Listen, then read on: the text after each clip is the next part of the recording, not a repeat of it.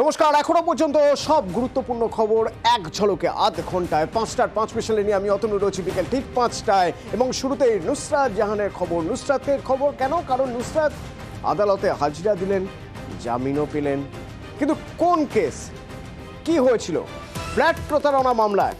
সংক্ষেপে একবার জেনে নেওয়ার চেষ্টা করবো। অমিত প্রতিনিধি আমার সঙ্গে সরাসরি রয়েছেন। অমিত,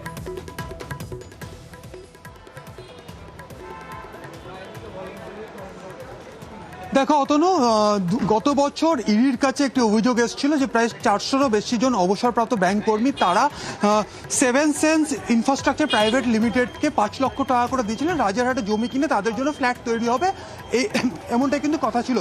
কিন্তু বিগত কয়েক বছরে সেই টাকা তারা ফেরতে পাননি, এমনকি তারা ফ্ল্যাট পাননি। বরং এই কোম্পানিরই অংশীদার হিসেবে ছিলেন নুসরাত জাহান, যিনি নাকি এই কোম্পানি থেকে টাকা নিয়ে নিজে ফ্ল্যাট কিনেছেন, এমনটা কিন্তু অভিযোগ ছিল প্রতারিতদের। এবং এই মামলা ইডি করছিল এবং এই মামলা কিন্তু আলিপুর আদালতেও মামলা চলছিল। সেই মামলাতে আলিপুর আদালতের তরফে নুসরাত জাহানকে আদালতে হাজিরা দেওয়ার নির্দেশ দেওয়া হয়েছিল এবং সশরীরে হাজিরা দিতে বলা হয়েছিল।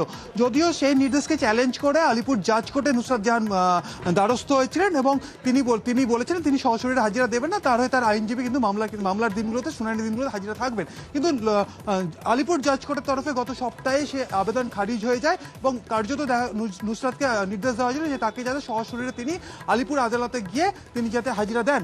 আজকে তিনি হঠাৎই আলিপুর আদালতে তিনি যান এবং তিনি হাজিরা দেন এবং 4000 টাকার সিকিউরিটি বন্ডে তিনি জামিন নিয়েছেন, এমনটা কিন্তু আদালত সূত্রে খবর। কারণ গত বছর এই মামলাতেই সেপ্টেম্বর মাসে তিনি ইডি দপ্তরেও হাজিরা দিয়েছিলেন এবং সমস্ত তার ব্যাংকের নথিপত্র, ব্যাংকের স্টেটমেন্ট এবং তার বিরুদ্ধে যে অভিযোগ উঠছিল যে তিনি ফ্ল্যাট কিনেছেন ওই সংস্থার টাকাতেই, সেই সংক্রান্ত বিভিন্ন নথিপত্র তিনি কিন্তু ইডি দপ্তরে গিয়ে তিনি জমা দিয়েছিলেন। এবং আজকে তিনি এই মামলাতে যে আদালতের নির্দেশ ছিল, আদালতের নির্দেশ মেনে সশরীরে হাজিরা দিলেন এবং 4000 টাকা সিকিউরিটি বন্ডে তিনি জামিনও নিয়েছেন, এমনটা কিন্তু আদালত সূত্রে খবর।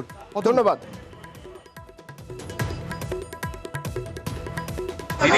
আলিপুর আদালতে আপনি গেলেন, কোর্টের যে অর্ডার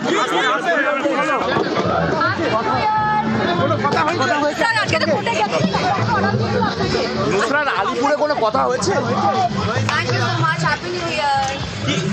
কি কোর্ট থেকে কোর্টে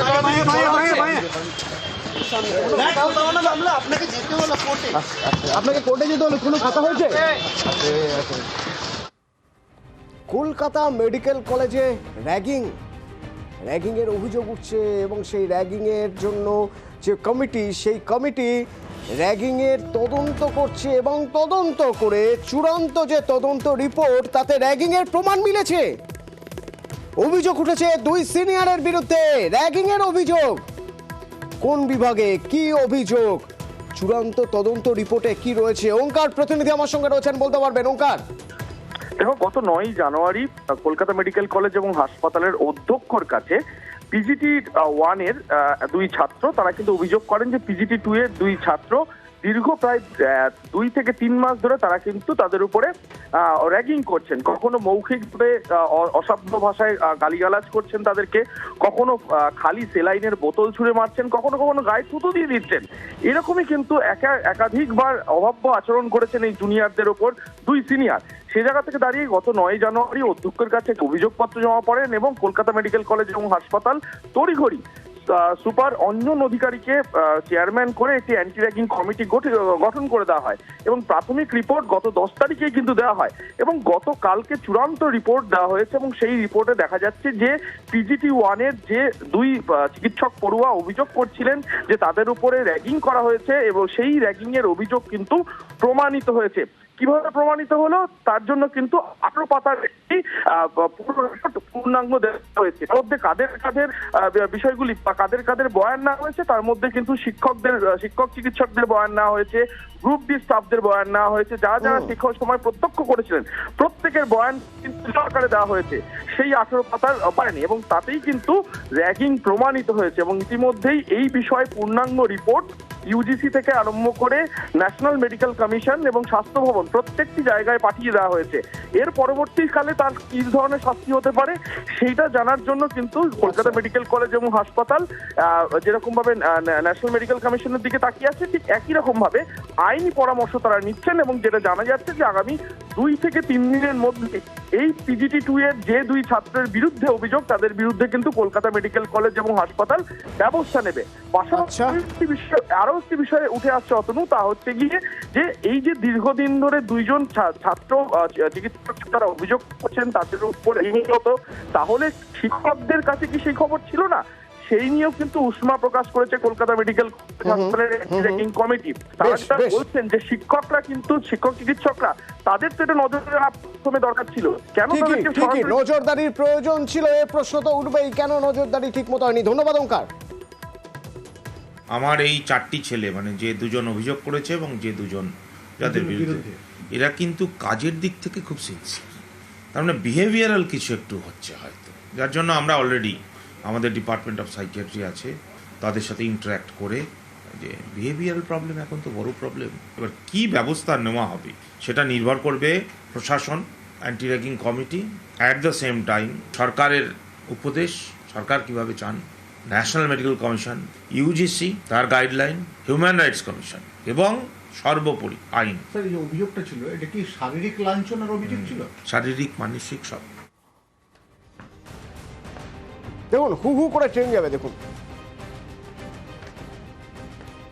আর এই যে যারা অপেক্ষা করে আছেন, এরা আসলে অপেক্ষা করে আছেন ট্রেনটা কখন যাবে, তারপরে এরা রাস্তা পার হবেন। এই দেখুন সুযোগ পেয়েছেন, রাস্তা পার হচ্ছেন। এটা কোথায় জানেন? এ হলো যাদবপুর রেলগেট। দেখুন এইভাবে রাস্তা পার হতে হচ্ছে।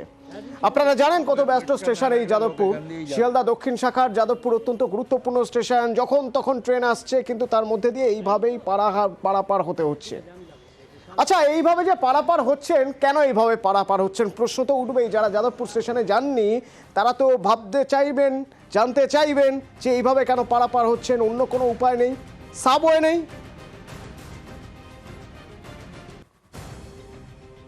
এটা কি জানেন? দেখুন ভালো করে, সাবওয়ে আছে কিন্তু সাবওয়েটা ঠিক এই রকম। এবার বলুন আপনি এই জলে ভরা সাবওয়ে দিয়ে যাওয়া আসা করবেন? কবেকার জল, কোন জল কেউ জানেন না, পাইপ ফেটে জল বেরোচ্ছে, আর সেই জলে জলমগ্ন সাবওয়ে। শুধু জলমগ্ন নয়, তার সঙ্গে দেখুন বোতল ভাসছে, এই বোতল, চিপসের প্যাকেট ভাসছে। তাহলে বুঝুন এই সাবওয়েতে কাজ কিছু হয়, তবে সে কাজ হয় রাতের আঁধারে।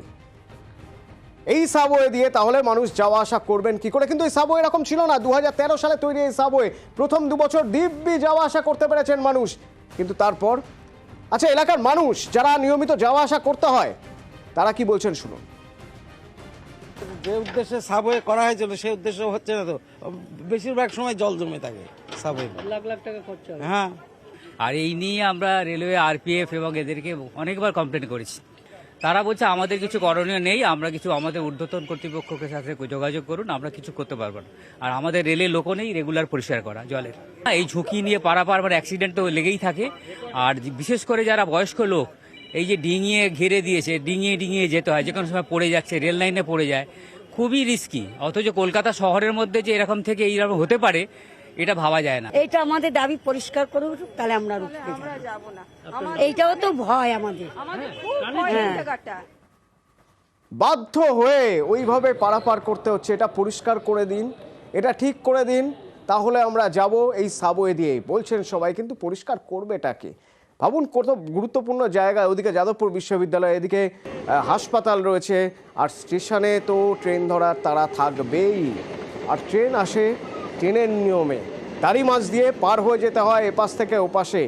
পাঁচিল থাকুক, রেলিং থাকুক, যাই থাকুক, টপকে, বয়স যতই হোক, হাই জাম্পটা শিখে নিতে হবে আসলে, এছাড়া উপায় নেই। তার কারণ সাবওয়ে আছে, নামে সাবওয়ে, কাজে নয়। আচ্ছা, কাউন্সিলর কি বলছেন? একটু বৃষ্টি হলে, একটু জল জমে গেলে ওখানে জলটা বেরোয়। এখন পুঁতিময়, একেবারে পুঁতিগন্ধময় অবস্থা, রেলকে বলে বলে কোনো কাজ হচ্ছে না। শুধু তাই নয়, প্রচুর ওখানে কাটা পড়েছে এই ঝুঁকিপূর্ণ যাতায়াত করতে গিয়ে। তবে এবার আমরা ঠিক করেছি অঞ্চলের সমস্ত মানুষকে নিয়ে আমরা ওখানে অবস্থান বিক্ষোভে বসবো যতক্ষণ না রেল এই কাজ করবে।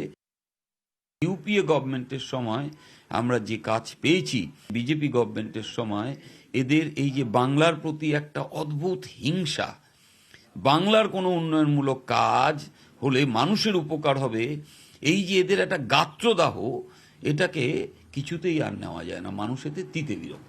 জনপ্রতিনিধির মতো কথা বলছেন এবং তিনি পথ বাতলে দিচ্ছেন, প্রয়োজন হলে অবস্থানে বসবেন এলাকার মানুষ। কিন্তু তা হবে কেন? এটা কেন হবে? রেলের দায়িত্ব, রেল কেন সে দায়িত্ব নিচ্ছে না? সিপিআরও মুখ্য জনসচেতন আধিকারিক, মুখ্য জনসংযোগ আধিকারিক, তিনি কি বলছেন শুনুন। পরিষ্কার তো করা হচ্ছে বিভিন্ন জায়গায়, যদি এটা কোনো কারণে অপরিষ্কার আছে সেটা দেখে নেওয়া হবে, সেটা করে দেওয়া হবে। কাজ তো করতেই হবে, পরিষ্কার করতেই হবে। খবর আমরা দেখালাম, আমরা খবর দেখালে কাজ হয়, তার প্রমাণ জানেন? এই যাদবপুর স্টেশন দেখাচ্ছিলাম আর গতকাল দেখিয়েছিলাম বিধাননগর স্টেশন। বিধাননগর স্টেশনে এইভাবে মানুষ কাতারে কাতারে মানুষ এসে ব্রিজ পার হয়ে, ওভারব্রিজ পার হয়ে ওপাশে গিয়ে টিকিট কাটছেন। কারণ স্টেশনের সঙ্গে যে দুটো কাউন্টার, সেই দুটো কাউন্টার বন্ধ। বন্ধ মানে একেবারে বন্ধ না, শুধু টিকিট কাটা যায় না, ভিতরে কিন্তু রাত হলে ঠিক মদের আসর বসে, আবর্জনা ভর্তি, ভিতরে মদের আসর বসে, অথচ টিকিট বিক্রি হয় না সেখান থেকে। ওই দেখুন বন্ধ টিকিট কাউন্টার, সেই কোভিডের সময় বন্ধ হয়েছিল, তারপর থেকে খোলেনি। খবর দেখিয়েছিলাম আমরা গতকাল। 24 ঘন্টার মধ্যে রেল পদক্ষেপের আশ্বাস দিয়েছে। 24 ঘন্টার মধ্যে রেলের দাবি, ব্যবস্থা নেওয়া হবে। তৎপর রেল, কমার্শিয়াল ম্যানেজারকে পদক্ষেপের নির্দেশ দেওয়া হয়েছে। কাউন্টারের সামনে থেকে আবর্জনা পরিষ্কার করতে হবে এবং ওই বন্ধ টিকিট কাউন্টার এবার খোলা হবে।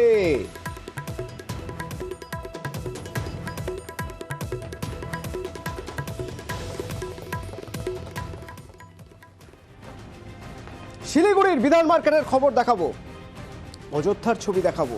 সেজে উঠেছে অযোধ্যা, ধীরে ধীরে আলো জ্বলছে, বিকেল 5টা বেজে গিয়েছে। দেখাবো বিরতির পর, সঙ্গে থাকুন।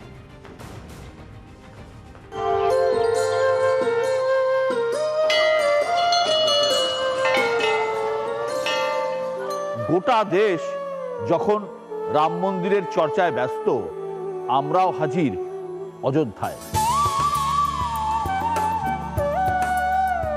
রাম মন্দিরের হাত ধরে বদলাচ্ছে অযোধ্যা, বদলাচ্ছে অযোধ্যার পর্যটন, বদলাচ্ছে অযোধ্যার অর্থনীতি। তাই রাজনীতির হিসেব নিকেশের ফাঁকে বেরিয়ে পড়েছিলাম অযোধ্যার অলিতে, অযোধ্যার গলিতে, বুঝে নিতে কেমন আছে অযোধ্যা।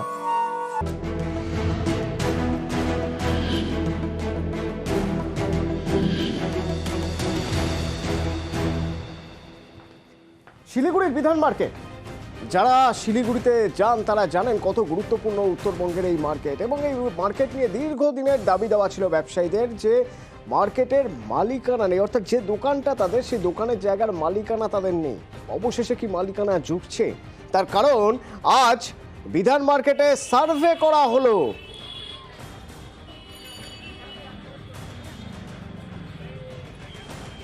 পার্থপ্রতিম প্রতিনিধি আমার সঙ্গে ফোনে রয়েছেন। পার্থপ্রতিম, তাহলে এতদিনের দাবি, সেই 60 বছর ধরে যে দাবি জানিয়ে আসছিলেন ব্যবসায়ীরা, এতদিনে তারা অন্তত একটু আশার আলো দেখছেন, কারণ আজ থেকে তো সার্ভে শুরু হলো। একেবারে তাই, যে জট রয়েছিল বিধান মার্কেটে, তার কিন্তু সেই জট কেটে যাওয়ার একটা প্রাথমিক পদক্ষেপ কিন্তু আজ থেকে শুরু হয়ে গেল। যেটা তুমি বললে 60 বছরের পুরনো দাবি, একাধিক পাত্র আন্দোলন নেমেছিল, অবশেষে মুখ্যমন্ত্রীর হস্তক্ষেপে সেই জট থেকে কিন্তু মুক্ত হতে চলছে ব্যবসায়ীরা এবং এসডিডি কর্তৃপক্ষ এবং ভূমি রাজস্ব দপ্তর এবং ব্যবসায়ীরা বৈঠকে বসেই কিন্তু এই সিদ্ধান্তে পৌঁছয় যে বিধান মার্কেটে কতখানি এলাকা রয়েছে, সেটা যেমন জমি সার্ভে করা হবে, কতজন ব্যবসায়ী রয়েছে এবং দোকানি বা দোকানের সংখ্যা বা কত, সবকিছু নিয়ে একটা সমীক্ষা রিপোর্ট তৈরি করছে এসডিডি। এবং তারপরে কিন্তু আবার মুখ্যমন্ত্রীর সেই রিপোর্ট যাবে এবং মুখ্যমন্ত্রীর হস্তক্ষেপেই আবার সেই কাজ, এমনটাই কিন্তু আশা করছেন ব্যবসায়ী এবং স্বাভাবিকভাবেই খুশি আবহাওয়া রয়েছে বিধান মার্কেটে। কারণ শুধু বিধান মার্কেট শুধু শিলিগুড়ির কাছে পরিচিত নয়, দেশ বিদেশের পর্যটকদের কাছে কিন্তু অতি প্রিয় মার্কেট এই শিলিগুড়ির বিধান মার্কেট। ধন্যবাদ।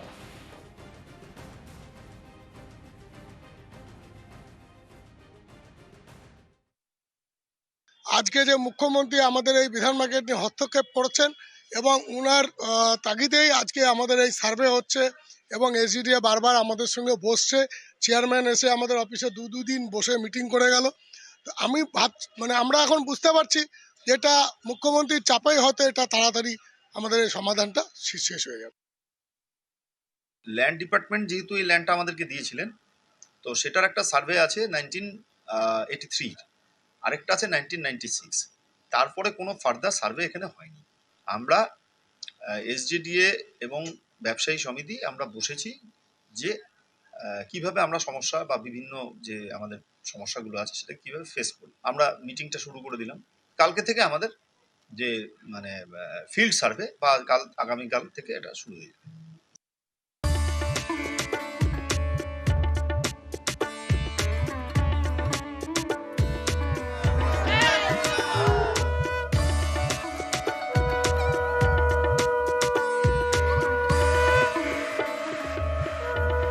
সারা দেশের নজর অযোধ্যায়।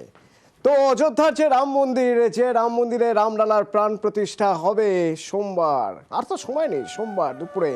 তো সেই রামলালার মন্দিরের ভিতরের ছবি দেখেছেন? চট করে আপনাদের একবার দেখাই সেই এক্সক্লুসিভ ফুটেজ।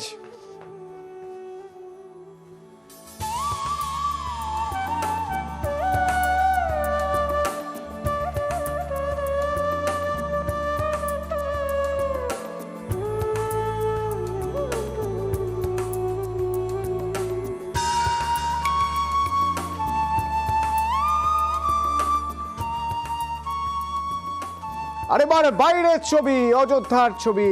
সরজু পারের সেই প্রাচীন নগরী আলোয় আলোয় সেজে উঠছে, আলোয় সেজে ওঠা সেই শহরের ছবি। আমার প্রতিনিধি সোমরাজ আমার সঙ্গে রয়েছেন। নিভু নিভু আলো, অর্থাৎ সন্ধে হয়ে এসছে প্রায়, এবার জ্বলে উঠবে আলো। যে আলো আমাদের চন্দননগরের শিল্পীরা জ্বালাচ্ছেন, ফুল শিল্পীরা তারা তৈরি হয়ে আছেন, সেখানে ফুল দিয়ে তৈরি হচ্ছে। এবং সোমরাজ, কিছুক্ষণ আগেই তুমি বলছিলে যে এবার জনসাধারণের জন্য মূল যে রাস্তা, সেই রাস্তা বন্ধ করে দেওয়া হচ্ছে, সেই রাস্তা দিয়ে আর যাওয়া যাবে না। আর কি দেখতে পাচ্ছ তুমি এখন?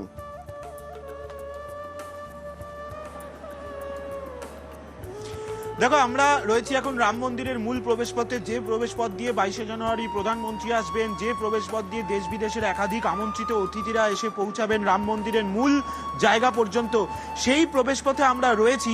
সেই প্রবেশপথে এখন পুণ্যার্থীদের ঢোকা বেরোনে কার্যত নিষেধাজ্ঞা। যাদের শুধুমাত্র পাস রয়েছে তারাই একমাত্র ঢুকতে পারছেন, তাছাড়া কেউ ঢুকতে পারবেন না। রাম মন্দিরের ভেতরে আজ দুপুরের পর থেকে কাউকে ঢুকতে দেওয়া হচ্ছে না নিরাপত্তার কারণে। যে রাম মন্দিরের মূল প্রবেশপথ, এই প্রবেশপথের প্রস্তুতি একদমই চূড়ান্ত। আমি আমার চিত্র সাংবাদিক খোকনকে বলবো সেই ছবিটি দেখাতে। তুমি দেখতে পাচ্ছ যে প্রবেশপথ ইতিমধ্যেই প্রস্তুতি একদমই চূড়ান্ত। এই যে রাস্তাটা দেখছো, এখান দিয়ে ছোট গাড়ি যাতায়াত করবে এবং তার পাশে ফুটপাথ করা হয়েছে, যেই ফুটপাথগুলি দিয়ে পুণ্যার্থীরা যারা পায়ে হেঁটে যাবেন তাদের জন্য ব্যবস্থা করা হয়েছে। গোটা রাম মন্দিরের যে প্রবেশপথ প্রায়, অর্থাৎ মূল জায়গা, অর্থাৎ অযোধ্যার যেখানে, অর্থাৎ রাম মন্দিরের যেখানে প্রবেশপথের এন্ট্রি, সেখান থেকে মন্দির পর্যন্ত যে রাস্তার যে দূরত্ব 500 মিটারের খানিকটা বেশি। গোটাটাই হেঁটে যেতে হবে। আর কেউ যদি, যারা বয়স্ক থাকবেন, যারা প্রবীণ থাকবেন, যারা বিশেষ করে যারা প্রতিবন্ধী থাকবেন, তাদের জন্য আলাদাভাবে নিয়ে যাওয়ার ব্যবস্থা থাকবে। যদিও গোটাটাই 24 তারিখের পর থেকে, কিন্তু তার আগে যেভাবে মন্দিরের প্রবেশপথ প্রস্তুত করা হয়েছে তুমি দেখতে পাচ্ছ, দুপাশে গোলাপ ফুল দিয়ে, গাঁদা ফুল দিয়ে সাজানো হয়েছে, পাশাপাশি রাখা হয়েছে আরো বেশ কয়েক ধরনের ফুল। তার সঙ্গে এখন পরিষ্কারের কাজ চলছে। মূল যে প্রবেশপথ, সেই প্রবেশপথগুলি পরিষ্কারের কাজ চলছে। তুমি দেখতে পাচ্ছ ইতিমধ্যেই বিভিন্ন যারা নিরাপত্তা রক্ষীরা, এনএসজি থেকে শুরু করে, এসপিজি থেকে শুরু করে, উত্তরপ্রদেশের বিশেষ প্রশিক্ষিত পুলিশ বাহিনী থেকে শুরু করে বিভিন্ন ধরনের পুলিশ বাহিনী তারা পৌঁছে গেছেন রাম মন্দিরে। এবং এই যে গোটা প্রবেশপথ আজ রাতের পর থেকেই এসপিজির দখলে চলে যাবে। অর্থাৎ আজ রাতের পর থেকে কেউ তারা ঢুকতে পারবেন না যদি না তাদের কাছে নির্দিষ্ট কোনো পরিচয়পত্র বা তাদের কাছে পাস থাকে। পাস না থাকলে কেউ ঢুকতে পারবে না, তেমনটাই নির্দেশিকা জারি করে জানিয়ে দিয়েছে উত্তরপ্রদেশ সরকার। ফলত সব মিলিয়ে রাম মন্দির আর কয়েক ঘন্টা বাদেই রামলালার প্রাণ প্রতিষ্ঠা, তার আগেই সেজে উঠছে গোটা অযোধ্যা। রাম মন্দিরের যে প্রবেশপথ, সেই প্রবেশপথও সাজিয়ে তোলা হচ্ছে। ইতিমধ্যেই আমরা দেখিয়েছি যে কিভাবে যে গেটগুলি তৈরি করা হয়েছে, যে সমস্ত অতিথিরা আসবেন তাদের জন্য সেই গেটগুলিও সাজিয়ে তোলা হয়েছে। আর এখন মূল প্রবেশপথ, যে প্রবেশপথ দিয়ে যাবেন প্রধানমন্ত্রী থেকে শুরু করে যারা আমন্ত্রিত অতিথিরা, প্রায় 5,000 আমন্ত্রিত অতিথি আসবেন, তাদের জন্য এই রাস্তায় ব্যবহার করা হবে আগামী 22 তারিখ। ধন্যবাদ সোমরাজকে ধন্যবাদ জানাবো। এবং সোমরাজের সঙ্গে যখন আগে কথা হচ্ছিল, সোমরাজ আমাদের বং কানেকশনের কথা বলছিল, অযোধ্যার বং কানেকশন, অর্থাৎ চন্দননগর, আমাদের রাজ্যের চন্দননগরের শিল্পীরা, আলোর শিল্পীরা, তারা সেখানে গিয়ে দিন রাত এক করে তারা পরিশ্রম করছেন। আলোয় আলোয় সেজে উঠবে রাম মন্দির, সেই রাম মন্দির সাজিয়ে তোলার দায়িত্ব যে তাদের কাঁধে। এবং তা শুধু উদ্বোধনের দিনই নয়, বছরভর জ্বলবে আলো। যে আলো জ্বালানোর কারিগররা এখন দিন রাত এক করে লড়ে যাচ্ছেন।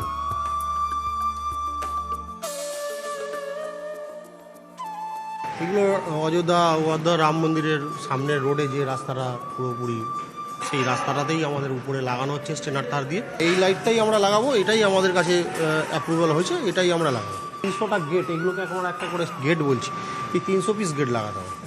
সারা বছর এটা পার্মানেন্ট থাকবে, এখানে মেনটেনেন্স করার লোক থাকবে, যদি কোনো প্রবলেম হয় সেগুলো মেনটেনেন্স করবে।